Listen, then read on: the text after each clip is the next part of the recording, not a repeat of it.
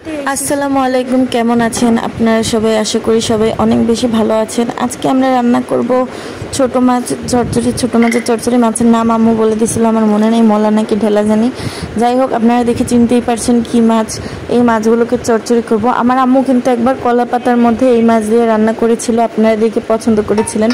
ইদানিং হচ্ছে কি, আমার আম্মুর ভিডিওগুলো সে নিজেই এডিট করতেছে, নিজেই ভয়েস দিতেছে, তো যেন আমার আম্মু অনেক উৎসাহ পায়। তাই আমার আম্মুকে সবাই অবশ্যই সাপোর্ট করবেন, যেন উনি আরও ভালোভাবে এডিট আর ভিডিও শ্যুট করা এগুলো নিজে নিজে করতে পারে। কারণ আমি হচ্ছে এখানে থাকবো না সবসময়, আমি ঈদের ছুটিতে বেড়াতে এসেছি, আর এতদিন কেউই ভিডিও পায়নি। এটার কারণ হচ্ছে আমাদের অনেক ভিউ কমে গেছে, এই ভিডিও না দেওয়ার কারণে আমাদের অনেক ভিউ কমে গেছে, অনেক ফলোয়ার্স কমে গেছে।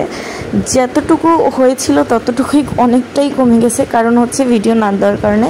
তো এই জন্য আমার আম্মু সাহস করে কিন্তু ভিডিও এডিট করতেছে, নিজে নিজে ভিডিও করতেছে নিজে নিজে।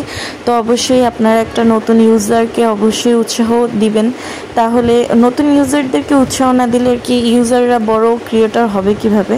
আর যেহেতু এটা আমার আম্মু স্পেশালি উনি ট্রাই করতেছে, তো অবশ্যই আমার আম্মুকে উৎসাহ দিন। আর আজকে হচ্ছে ছোটো মাছের চচ্চড়ি রান্না করতেছে। এই পাতিলে কিছুক্ষণ আগে অন্য একটা রান্না করেছিল, আর এখন হচ্ছে এই সেম পাতিলে আরেকটা রান্না করতেছে। তো কেউ আবার ভাববেন না যে আগে থেকেই ঝোল লেগে আছে কেন, কারণ এটাতেই কিছুক্ষণ আগে একটা রান্না করে উঠিয়ে রাখা হয়েছে। যাই হোক, মাছের সাথে সব মশলা একসাথে বসিয়ে দিয়ে ঝোল দিয়ে এবার হচ্ছে ঢেকে দিচ্ছে। ঢেকে দেওয়ার পর এবার চুলায় কিছুক্ষণ রেখে রান্না করবে, তাহলেই কিন্তু আমাদের তরকারিটা রেডি হয়ে যাবে। আর আপনারা দেখেই ফেলেছেন মাছের মধ্যে সব কিছু অলরেডি দিয়ে দেওয়া হয়েছে পরিমাণ মতো। আর গুঁড়ো মাছ রান্না করলে আমার আম্মু বেশিরভাগ সময় এটাই করেন, আপনারাও অবশ্যই ট্রাই করে দেখবেন।